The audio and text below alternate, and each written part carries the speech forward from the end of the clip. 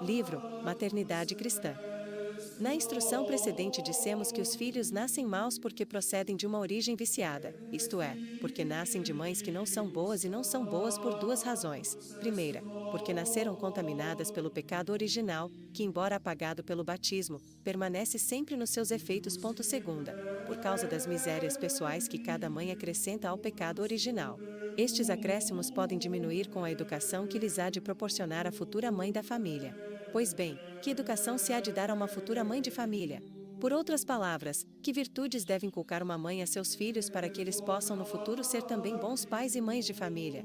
7 virtudes principais são as que se recomendam para este fim: sobriedade, castidade, laboriosidade, piedade, obediência, caridade e espírito de sacrifício. A sobriedade. Com este nome entendemos a regra que se há de guardar na comida e na bebida, mas também no vestir-se, nos gastos de qualquer espécie, e em contentar-se com a posição de seu respectivo estado ou condição. Algumas mães são demasiado condescendentes neste particular, permitindo que seus filhos comam a toda hora. Por isso, à hora das refeições não têm eles apetite e assim estragam o estômago e perdem a saúde. Quanto ao vestuário, quem poderá calcular as pretensões de certas jovens levianas que querem apresentar-se trajando roupas caras e, como elas dizem, da última moda? E o dinheiro, de onde se há de tirar? Muitas vezes é dinheiro roubado em casa ou é fruto de uma vida má. Uma jovem que não sabe vencer a gula ou a ambição nunca será uma boa mãe de família. A castidade. Não entendemos por esta palavra a castidade propriamente dita que encontra sua defesa corajosa no pudor, mas também o amor à casa e aos pais. Uma boa mãe de família não somente deve ter um corpo sadio, mas também deverá possuir um coração puro, capaz de afetos fortes e heróicos tanto para com seu esposo como para com seus filhos. Pois bem, como poderá isso ser possível em uma mulher corrompida por leituras lascivas ou por amizades equívocas e levianas? Se uma filha não ama a vida retirada, não amará tão pouco a família, e irá procurar amizades fora do lar doméstico, as quais abrirão uma brecha grande, que será causa de muitas leviandades.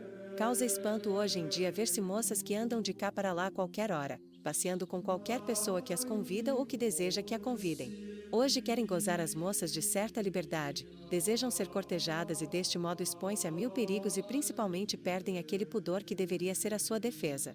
Em terceiro lugar, a laboriosidade. A futura esposa deverá ser educada em uma vida de trabalho e de atividade. É bem, diz o Espírito Santo, para o adolescente ter trazido o jugo desde sua infância.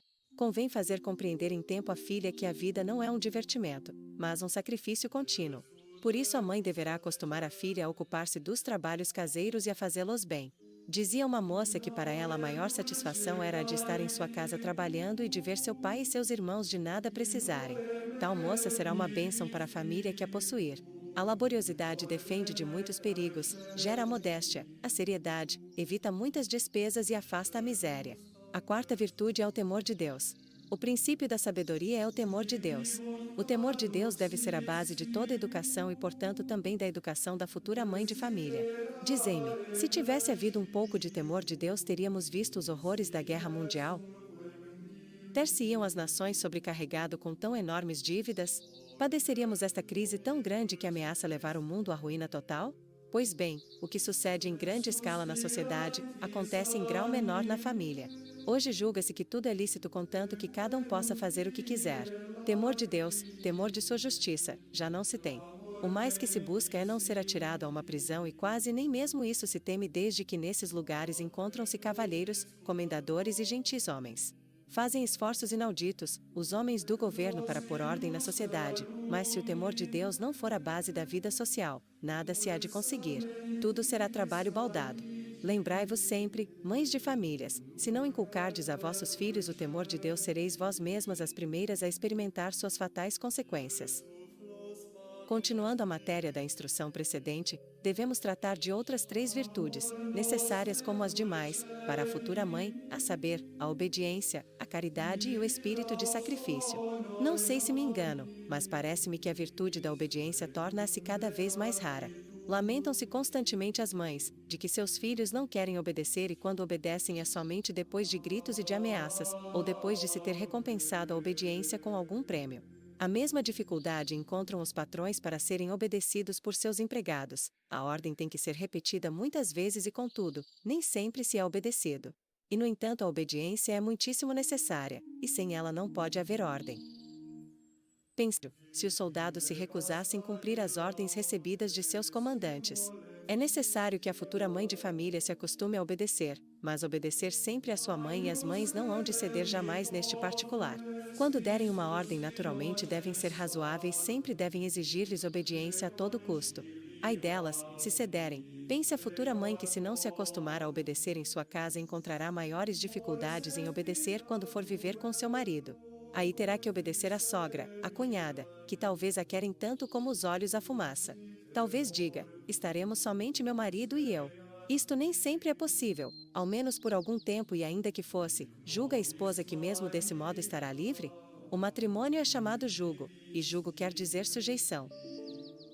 A mulher deve estar sujeita a seu marido e deve segui-lo onde quer que ele estabeleça sua residência, e prestar-lhe obediência em tudo e por tudo, se quiser viver em harmonia. E tudo isto, supondo-se que encontre um bom marido, porque se, ao contrário, ele for mal-humorado, exigente, ciumento, então as dificuldades serão maiores. Acaba-se logo a lua de mel e a vida apresenta-se na sua realidade. Trabalhar, afadigar-se e ver em redor de si rostos carregados, semblantes apáticos, atitudes frias que a cada passo interpretam mal que se faz, ainda que seja com a melhor das intenções, é coisa duríssima. E que fará então a pobre esposa, acostumada a mandar e não a obedecer? Quão duramente terá que expiar sua má educação, e que sofrimento o seu, ter que obedecer a tantos e de tão má vontade. Que necessidade terá de ir em busca de sua mãe para desafogar-se com ela, chorando sua desdita. Ditosa a jovem que desde seus mais tenros anos acostumou-se a obedecer e a dobrar sua vontade ao jugo da obediência. Mães, se quereis com verdadeiro carinho a vossas filhas, sede fortes e inflexíveis para com elas e exige delas obediência absoluta às vossas ordens. A sexta virtude é a caridade. Uma família onde reina a paz é um paraíso. Mas a paz não pode existir sem a caridade. Se quiser saber qual a causa de tantas desavenças que ordinariamente terminam em um dilúvio de impropérios e até de blasfêmias, e às vezes em cenas que transtornam a vida conjugal e familiar, e atraem a atenção dos vizinhos, é evidente que será sempre a falta de caridade. Se aquela bendita mulher tivesse sabido refrear sua língua e dissimular, ou tivesse respondido com uma palavra menos áspera, o incêndio ter-se-ia apagado, e tudo teria terminado ali mesmo. Mas, ao contrário, se ela quiser também dizer a sua, e a primeira, seguem-se outras, chega-se ao extremo mencionado. A dureza do trato é geralmente a causa de certas antipatias que, arraigando-se no coração, convertem num verdadeiro inferno a vida conjugal. Em certas casas não se ouve senão palavras iradas, explosões de raiva, blasfêmias e maldições. Jamais um sorriso, jamais uma palavra doce, jamais um gesto amável, jamais um ato de benevolência. Vive-se em um ambiente de rancor com o qual a paz é incompatível, e sem a paz falta a boa harmonia, o amor à família, aos interesses da casa. E deste modo tudo vai de mal a pior. O falar caritativamente, o agir com benevolência, o trato educado e correto, não se aprende num momento, máxime, porque mais facilmente observamos as faltas alheias e sempre estamos dispostos a aumentá-las, e ao contrário, as nossas, não as vemos, ou se as vemos as diminuímos e desculpamos. Se as palavras que pronunciamos no decurso do dia se gravassem em um disco, e as repetíssemos à noite, quão envergonhados ficaríamos de nós mesmos. Ditosos os que recebem boa educação. Seria bom recordarmos estas palavras: escuta, olha e cala. Fala pouco e pensa muito. Finalmente, o espírito de sacrifício. Se a uma mãe falta o espírito de sacrifício, falta-lhe a virtude fundamental no seu estado. Porque, afinal de contas, nega uma mãe a vida a quem tem o direito de tê-la? Porque não tem espírito de sacrifício. Porque, naquela casa nunca há ordem, a roupa está suja, os filhos mal cuidados, a casa enxovalhada. Porque falta na mãe o espírito de sacrifício. Porque os filhos não rezam as orações do bom cristão e aproveitam tão pouco da escola, e não vão ao catecismo. Porque a mãe não se quer incomodar. Poderiam viver mais folgadamente, evitar gastos inúteis, se a mãe tivesse um pouco mais de espírito de abnegação. Não é assim? Ditosas as mães que inculcam às suas filhas este espírito com o exemplo e com as palavras. Este é o melhor dote que lhes possam legar. Esta oitava instrução trata de um assunto muito delicado, o da formação da família. Vi em certa ocasião uma mãe junto ao berço de um filhinho de poucos meses. Tinha-lhe tirado as primeiras faixas e a criança estendera os bracinhos. Mas o menino movia-os com vivacidade e a mãe castigou-o batendo com a mão. Eu então lhe disse: mas, para que isso, se o pobrezinho não compreende? E a mãe respondeu muito tranquila e quase sorridente: Sim, compreende, compreende. Estas palavras fizeram-me refletir e admirei a fina psicologia daquela mãe. E com efeito, assim é preciso arrancar os defeitos das crianças desde que aparecem. Mas, ainda mais, a mãe deve pensar na educação dos filhos mesmo antes que eles nasçam. Uma vez fizemos esta pergunta: de quem são os filhos? E respondemos: os filhos são de Deus. De Deus quanto ao corpo, já que este foi criado por Deus em Adão. De Deus quanto à alma, porque esta foi criada imediatamente por Deus. Mas nisto tudo intervém também a cooperação humana, isto é, a obra dos pais, e é dessa cooperação de que procedem muitas imperfeições. Vede a demonstração. Todos nascemos filhos de Adão e desde Adão até nós já se passaram 6.000 anos.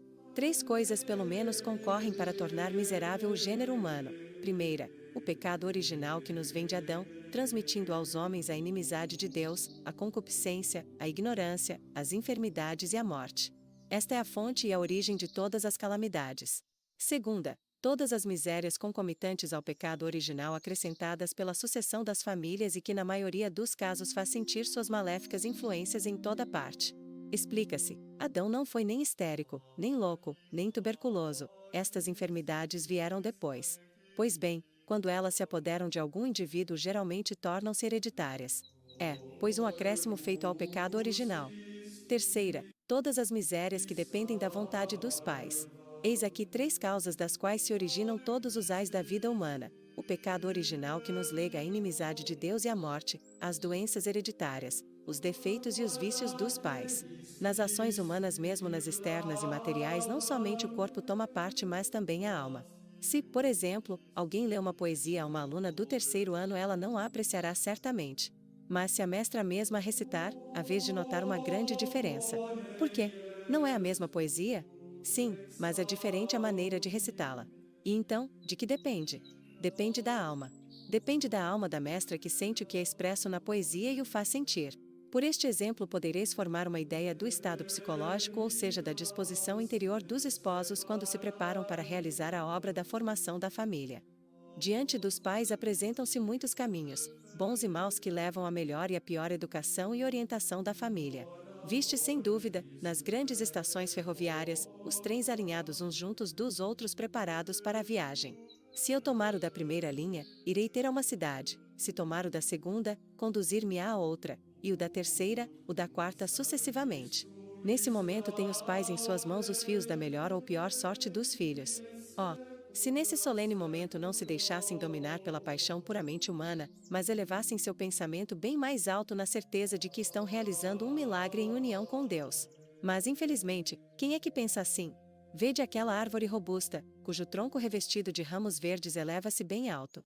Quem poderá mover aquela árvore? Pois bem, houve um tempo em que ela era também débil plantinha e até mesmo uma pequenina semente.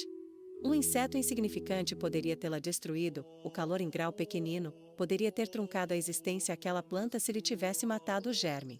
O mesmo acontece com os homens, que muito bem podem ser representados por essa árvore. Eles também um dia eram fracos e delicados. Um simples micróbio, uma pequena variação de temperatura, uma modificação no estado psicológico dos pais, quem sabe? Que efeitos poderia ter causado? Mas a graça do sacramento do matrimônio envolve aquele momento numa atmosfera de bênçãos e de graças. Lê-se na Sagrada Escritura que vários moços tomaram a Sara por esposa antes de Tobias, mas o demônio a todos tirou a vida. E por quê? Eis o que responde o arcanjo Rafael ao bom Tobias: escuta-me e eu te direi sobre quem é que o demônio tem poder. É sobre os que se recebem em matrimônio, mas afastam a Deus de si mesmos e de sua mente, para satisfazerem as suas paixões, como o cavalo e o jumento que não têm inteligência. Sobre eles o demônio tem grande poder. Mas quando tu tiveres desposado Sara, entrando em sua casa, durante 3 dias há de ficar longe dela, e deverás permanecer em oração em sua companhia. Na terceira noite tereis as bênçãos de Deus para que os teus filhos gozem boa saúde. Hás de receber a Sara, virgem, no temor de Deus, movido mais pelo desejo de ter descendência do que por paixão, a fim de obteres a bênção do Senhor, reservada aos filhos de Abraão. Tobias capítulo 6, versículo 16, 22. Deste fato, que se deve interpretar com grano sales, compreendereis facilmente a importância que tem na formação da família as disposições dos pais naquele momento, para conseguir um feliz resultado nos filhos. Se antes e durante o ato conjugal elevassem os pais o pensamento até Deus, certamente não seria raro o número dos filhos santos. Na instrução precedente eu disse tudo o que primeiramente é preciso compreender, isto é, a importância suma que encerra o momento em que os pais empreendem a obra da formação da família, porque também e principalmente das disposições anteriores àquele momento pode depender o feliz êxito do futuro dos filhos. Este foi o assunto da instrução anterior e sirva este de base para o que quero dizer-vos nesta. Quisera falar do grande cuidado que a mãe deve ter de si mesma desde o momento em que sabe que traz em seu seio uma nova vida, até o dia em que tenha de apresentar ao seu marido a nova criatura. É um período delicadíssimo. Deus queira que todas as mães tenham a devida estima e os necessários cuidados. É célebre a parábola evangélica em que Jesus compara o reino dos céus a um grão de mostarda, o qual, sendo pequeníssimo, converte-se em árvore. Outro tanto acontece com o corpo humano que tem sua origem em uma pequena semente. Esta semente desenvolve-se pouco a pouco durante 9 meses depois dos quais aparece à luz do sol uma gentil criança. Mas a criança não começa a ser uma criatura somente no instante de nascer, já o é antes. E desde quando? Há 9 meses, isto é, desde o momento em que aparece no seio materno. Desde então, notai-o bem, tem sua alma racional, e por isso mesmo, desde aquele instante há de ser respeitada tanto mais, quanto mais frágil e delicado é esse pequenino ser. Vede porque qualquer tentativa direta de se impedir ou dificultar o desenvolvimento normal daquele germen é um pecado mortal, castigado com a excomunhão reservada ao bispo, se a tentativa seguisse o efeito desejado. Qualquer tentativa deste gênero é um verdadeiro homicídio, já que o mesmo é tirar-se a vida a um homem de 20 anos como de 1 ano, ou de apenas 1 hora. Bendigamos a nossa santa religião que tão enérgica se mostra e ao mesmo tempo tão benemérita. Do mesmo modo a religião sabe afastar dos pais o medo da prole numerosa, condenada àquela malfadada abominação, denominada maltusinismo, sabe, além disso, defender a vida nascente do germe humano com as anátemas da excomunhão. Agora, cada qual pode pensar, teria eu nascido se meus pais tivessem pouca religião? Convém recordar aqui os 2 grandes princípios que regulam toda esta importantíssima questão. Primeiro, que o pequeníssimo ser é uma criatura humana e real. Segundo, que o ser pequeníssimo recebe ao organismo o alimento, e por conseguinte o sangue, o calor, a conformação, a fisionomia e em grande parte a temperamento moral da própria mãe. Se ela conhecesse a extraordinária influência que exerce na vida de seu filho durante aqueles meses.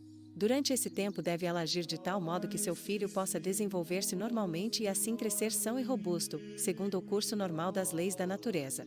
Abstenha-se de bebidas alcoólicas e de contorções e esforços violentos. A alma da criança não é um espírito separado, como os anjos, que não tem corpo, mas está destinado a informar um corpo e para isso em muitas coisas agem sob seu influxo. Como se explica, então, que muitos filhos se parecem com seus pais mesmo nas suas qualidades morais? Os filhos parecem-se com seus pais na fidelidade, na honestidade, na laboriosidade, como se parecem em traços da fisionomia corporal. Em certas crianças notam-se tendências a excessos de cólera e de outras paixões, tendências ao furto, a embriagues, à imoralidade, e quem sabe? Ouve-se até dizer que seu pai era assim e que sua mãe também. Há exceções, mas a fato é certo. E por que é assim? Porque em muitas coisas a alma depende da corpo. Herdam-se dos pais a constituição sanguínea ou biliosa, e esta constituição predispõe a um temperamento moral semelhante, com a maneira correspondente de operarem. É certo que mediante a liberdade e a graça de Deus pode-se combater e vencer a tendência do temperamento natural, mas também é certo que o homem é preguiçoso e se abandona à oração e os meios de salvação, como são os santos sacramentos, facilmente deixar-se-á arrastar para suas inclinações naturais. A mãe não pode dotar seus filhos de uma constituição diferente da sua, mas quanto bem poderia acarretar-lhes durante os 9 meses se souber ser virtuosa. Assim como quando se leva nas mãos um recipiente que contém um licor precioso e fino, caminha-se com precaução e procura-se evitar os tropeços para que não se derrame, assim deve proceder a mãe. Não vá ao teatro, ao cinema, aos bailes, abstenha-se da leitura de novelas, de companhias que poderiam provocar impressões demasiado fortes. Nunca se terá o respeito suficiente à mulher que se encontra nesse estado. Portanto, há de se cuidar muito em evitar-se tudo o que pode irritá-la, e ela proceda como se seu filho visse tudo e percebesse tudo o que acontece. Pense que de seu procedimento depende em grande parte o futuro de seu filho. Leva-o sempre consigo, mais tarde, quando ele for maior, afastar-se-á de sua companhia, agora, não. Forma com ela uma única coisa. Quão doce é o espetáculo de uma mãe que se encaminha para a igreja a fim de pedir para o fruto de suas entranhas a bênção de Deus. Deveria ela até viver frequentemente em companhia de Jesus Hóstia, para que ele mesmo velasse pela nova criatura e acumulasse de muitos bens. Tudo o que eu disse nas instruções precedentes terá sem dúvida causado admiração a não poucas leitoras, se não, quanto à matéria, talvez quanto à forma com que expus o meu modo de ver, muito a propósito para dar a conhecer a altíssima dignidade da mãe cristã. Tive necessidade de tratar de um ponto tão delicado porque eu precisava dele, e filo na maneira mais honesta que me foi possível.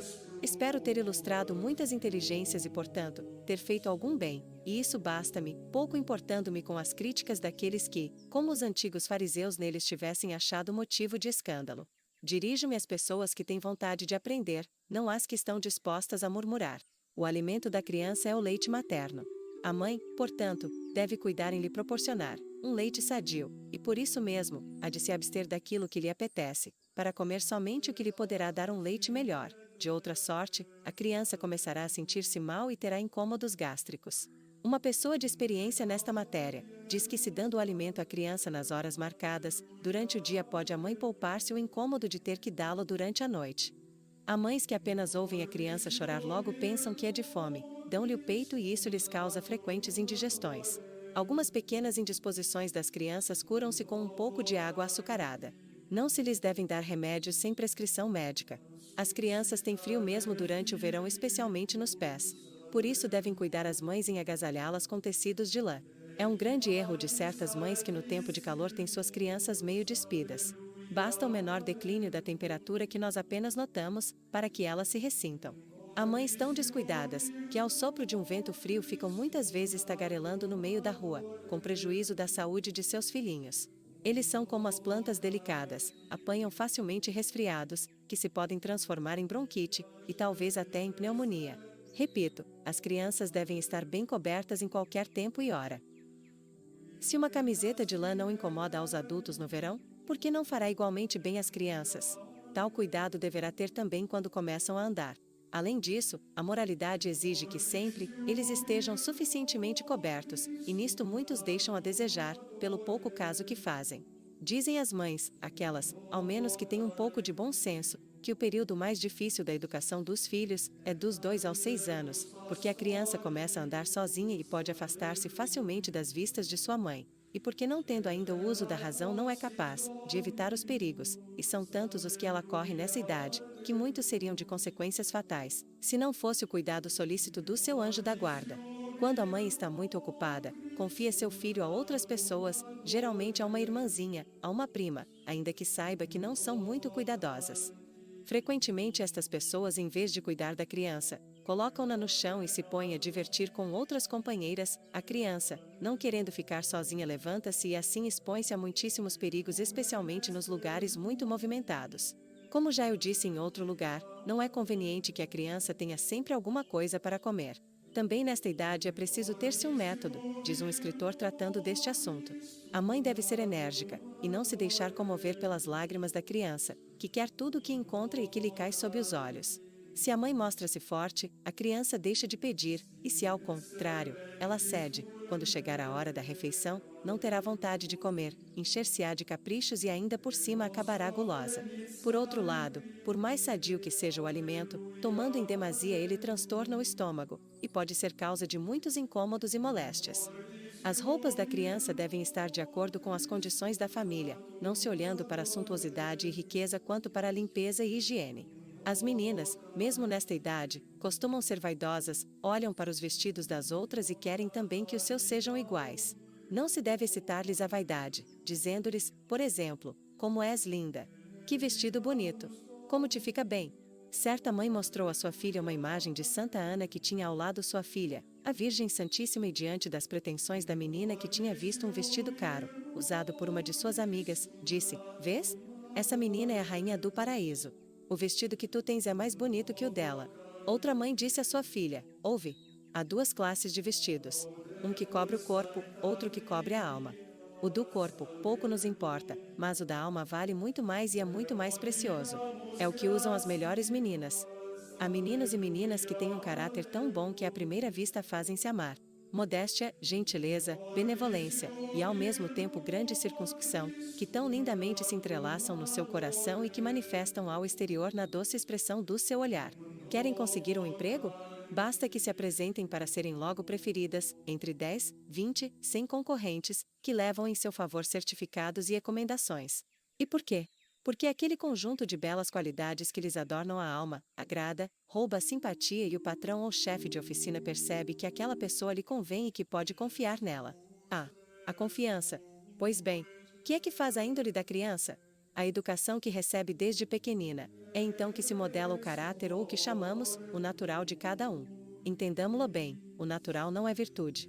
O natural age espontaneamente, sem esforço e até sem reflexão. Ao passo que a virtude custa trabalho e geralmente é necessária a reflexão. Quem possui um natural bom, mesmo sem perceber faz o bem. Ao contrário, a obra virtuosa é em geral variável, e sofre alterações, isto é, age aos saltos, falta-lhe, em suma, a consciência. Alguém, por exemplo, poderá suportar com muito esforço a uma pessoa que incomoda durante 15 dias, mas chegará um momento em que, por fim, perde a paciência e a explosão pode ser dura e perigosa. O que possui uma boa índole, está sempre tranquilo, porque possui a virtude da constância. Aquele, pois, que possui uma boa índole, gozará da simpatia de todos e se fará amar por todo o mundo. Ditosos, os pais que se esforçam para formar em seus filhos uma boa índole. Poupam-lhes um esforço que eles talvez não fariam depois, e assim dotam-nos de um tesouro incalculável para toda a vida, sendo os mesmos pais os primeiros a sentir-lhes os benefícios e as consequências, visto que os filhos, educados deste modo, serão para eles um encanto. Mas, quando é que se forma esta índole? Em grande parte na primeira idade, antes que a criança chegue ao uso da razão. Digo em grande parte, porque não nos devemos esquecer do que disse Napoleão, ainda vos lembrais, que a educação da criança começa 20 anos antes dela nascer, isto é, com a educação da mãe. Ficamos admirados destas crianças quando as encontramos. Crianças tão bem educadas, de caráter amável, que se destacam entre 100. Pequenas como são, sabem ser generosas, benévolas, educadas. Que diferença, se as comparamos com tantas outras que são teimosas, caprichosas, rudes, mesmo sendo pequenas. Por que acontece isso? Porque não receberam boa educação em família. Os primeiros, com toda a segurança, farão boa carreira, abrir-se um caminho na sociedade, tendo talvez menos talento. Os outros, ao contrário, acharão oposição, antipatia, desgosto sem conta. Os pais, sempre dispostos a defender os filhos, protestarão por causa da suposta injustiça, maldirão a sua sorte, quando deveriam acusar-se a si mesmos, que não souberam quando era tempo, dar uma índole boa a seus filhos. Fomentaram em torno da criança um ambiente de escândalo, com discussões, rixas e altercações contínuas, no meio de palavrões e maldições constantes, e numa palavra, com o egoísmo pessoal. Como é possível que em semelhante ambiente se possa formar um bom caráter? Mas, vamos um pouco à prática. Como se forma um bom natural? Do mesmo modo como se faz um tecido, isto é, com vários fios. É preciso rodear o ambiente da criança de paz, de correção, de mútua benevolência, entre os membros da família, numa palavra, de bons exemplos. Quando numa família pai e mãe amam-se cordialmente, quando entre os irmãos e irmãs reina a mais perfeita harmonia, quando se respeitam os velhos, quando não se fala mal de ninguém, quando com sincera caridade são socorridos os pobres, quando não se age com hipocrisia, e principalmente quando na família reina o espírito religioso. Então a criança encontra terreno propício para, sem dificuldade, adquirir um bom caráter. Viver desta maneira custa trabalho, eu o sei, mas não é obrigação dos pais o preocupar-se do bem de seus filhos? Não se uniram em matrimônio por seu amor? Não é também por amor à família que trabalham, sacrificam-se e se esgotam? E ademais, não foi para isso que se instituíram os 7 sacramentos? No livro das desgraças humanas está também escrita esta miséria: pais que fizeram atos heróicos para dar a seus filhos um dote esplêndido, um rico patrimônio, que poderá valer, vamos supor 10, e não se preocuparam de criar em seus filhos uma índole que valha 100. E contudo, o patrimônio mais rico que os pais podem legar a seus filhos é uma boa educação. Que importa deixar-lhe um futuro brilhante, se logo depois eles o esbanjarão e precisamente porque não se lhes deu uma boa educação, enquanto por meio dela, por si mesmos, teriam podido ganhar o necessário para a vida.